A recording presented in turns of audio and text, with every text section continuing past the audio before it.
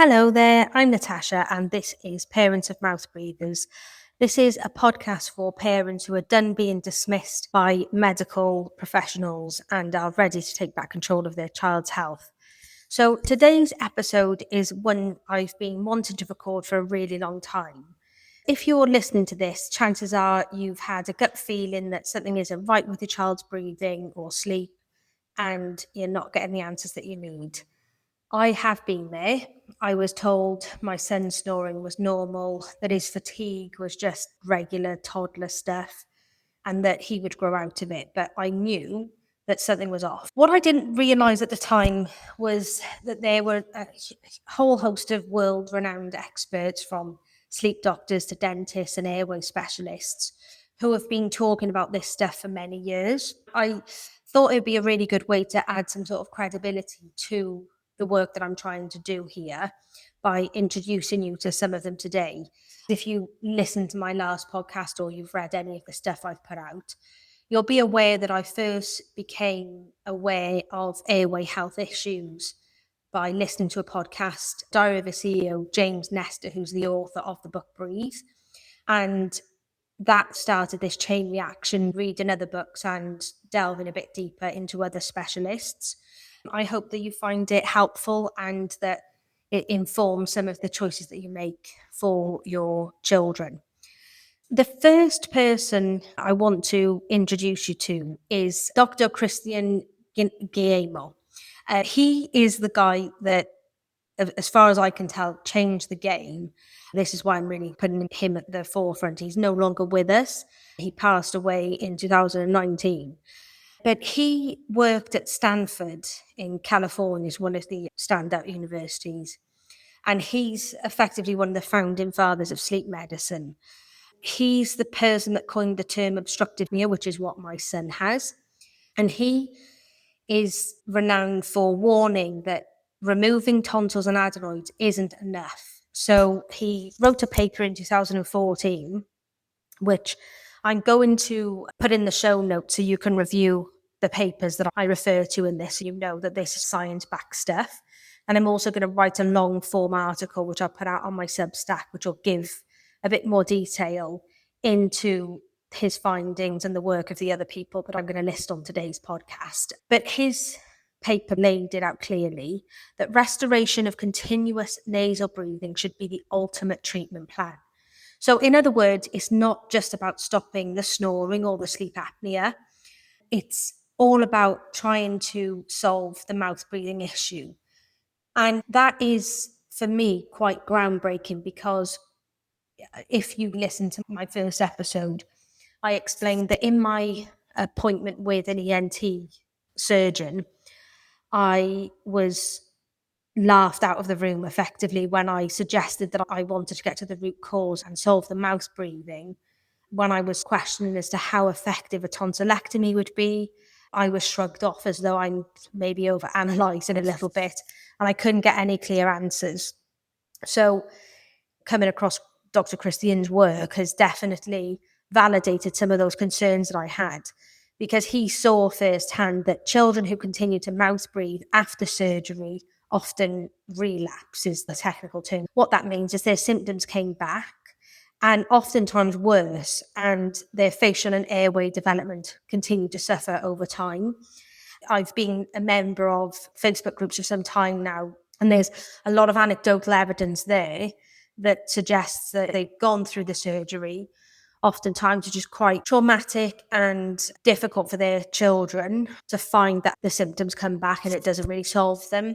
So Dr. Christian is somebody that effectively changed the game. And as the person that coined the term obstructive sleep apnea, I think it's fair to say that he had some sense and he knew what he was talking about. And he's not the only one. I also want to highlight some of the modern voices that I've turned to and give props really to people that are carrying the torch today. Some of them I've done more research on than others. And so part of this podcast, but also my Substack, is to really look in detail at the findings of these people and share them with you. My idea is to have a bit of a directory on Substack where these people, and then further in-depth articles about each one of them and their area of work and their opinions on these things. The next person I want to talk about is Dr. Kevin Boyd. He's a pediatric dentist and he's trained in anthropology. He studies the impact of modern life, like soft foods, bottle feeding, and lack of chewing on our facial development as the human species. He argues that narrow jaws and underdeveloped airways are genetic inevitabilities, but they're actually a result of environmental factors and oral habits.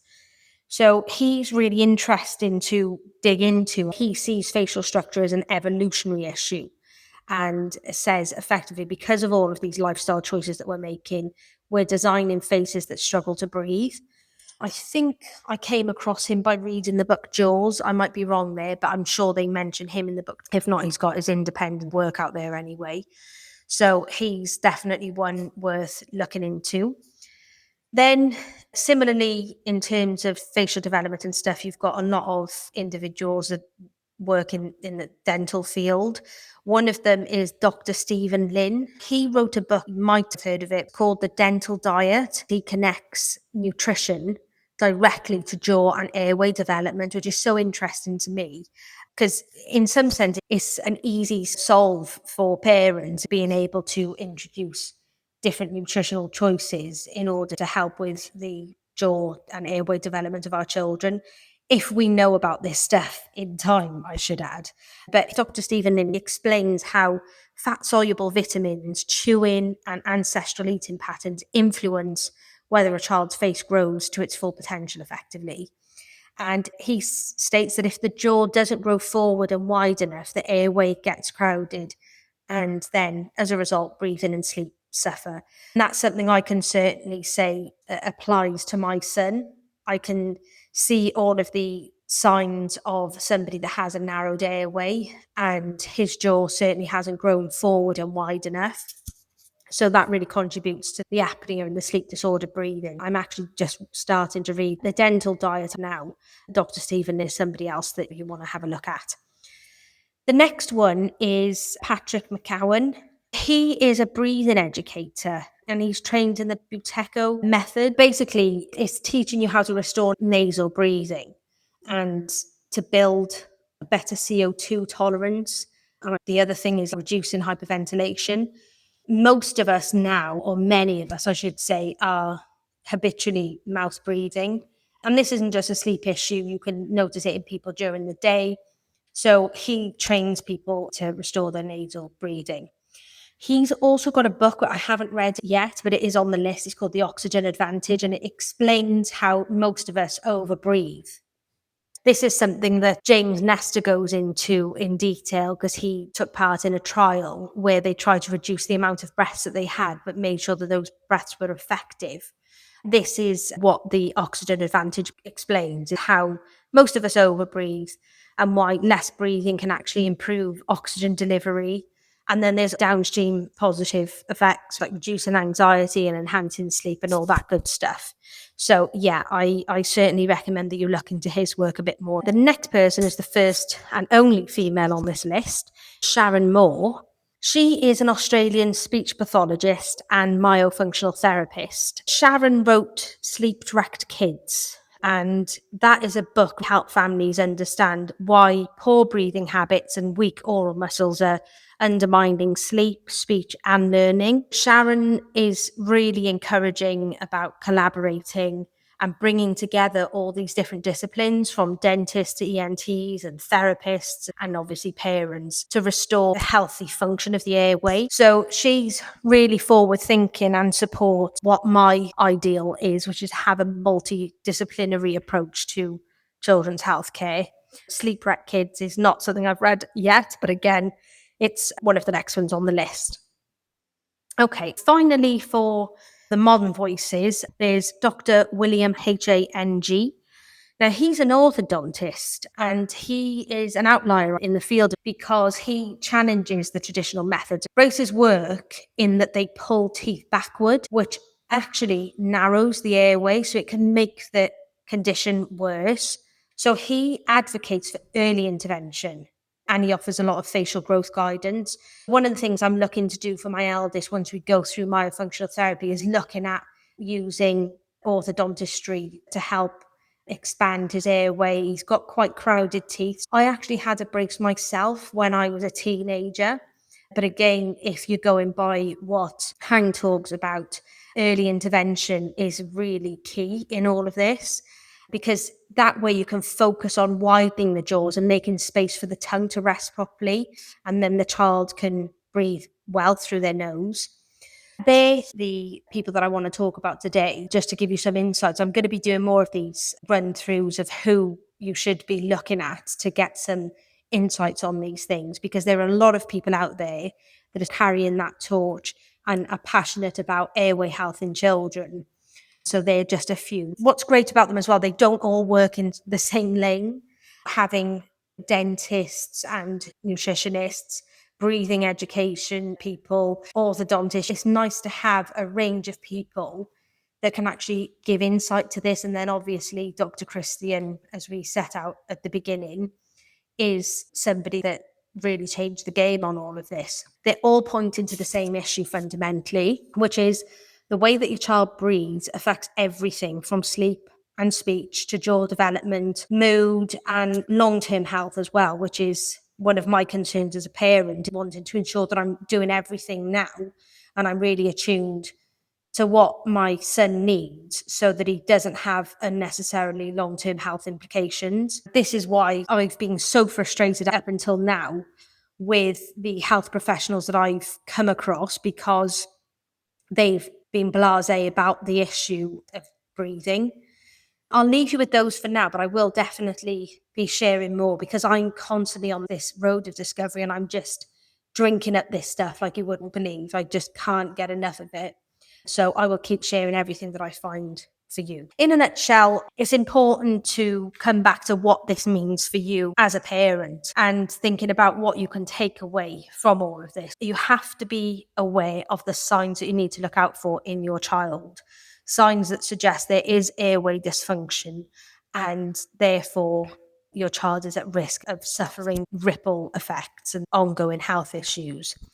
So snoring is a problem. Don't let anybody tell you any differently, whether that's the doctor, the ENT surgeon, whoever you go to see. Snoring is not endearing, it's not cute. It's a sign that your child is struggling and has some sleep disordered breathing, and ultimately is probably not getting the oxygen absorption they need in order to thrive.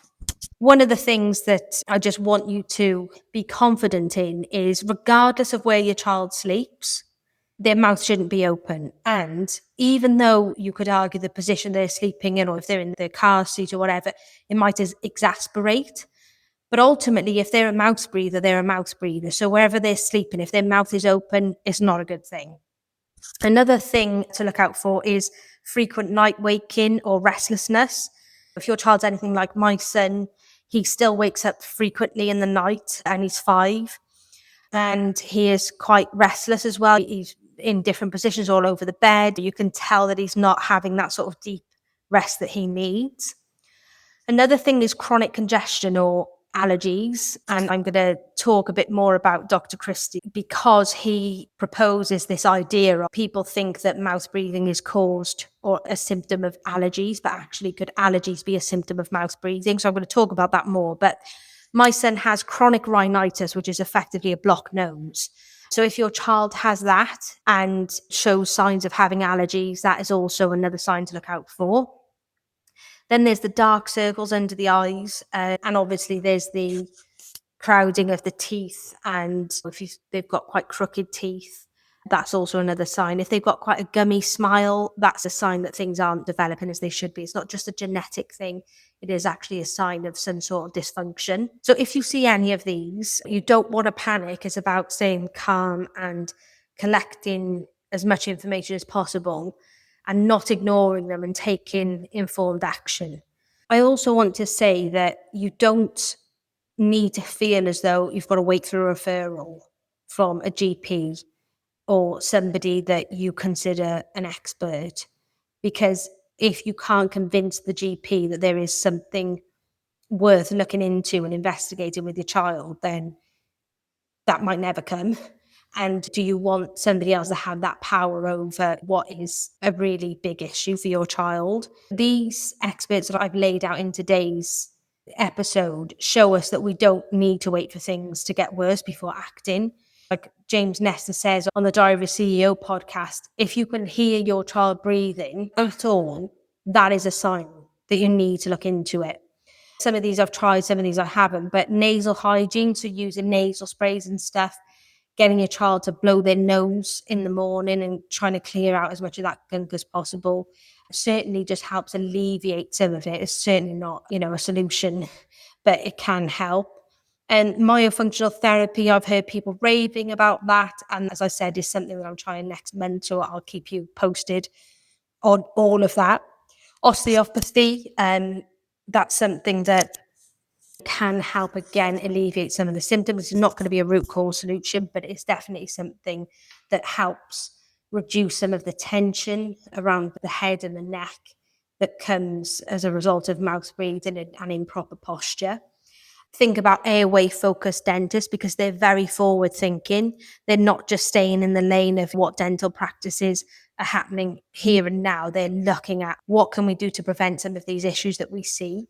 And with the one airway dentist that I went to visit with my son, who actually put me on to myofunctional therapy, she was very clear about the fact that the dental industry, if you like, or the field of dentistry is starting to look at more preventative measures and early intervention rather than looking at fixing the problem later down the line.